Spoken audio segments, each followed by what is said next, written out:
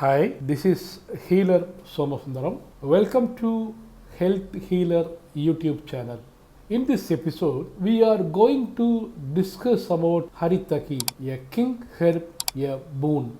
Mother Nature has gifted us with wide variety of herbs and medicinal plants that help us to lead a disease-free life.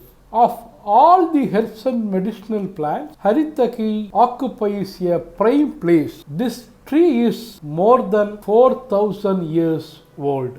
It is believed that Lord Indra, when he consumed nectar, a drop fell on the earth and grew up to be a Haritaki plant.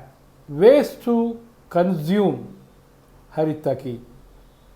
This fruit is available in all the organic shops.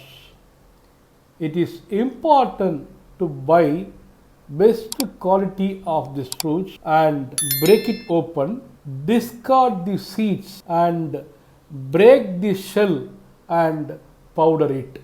Daily consume 1 teaspoon of this powder along with warm water in the evening.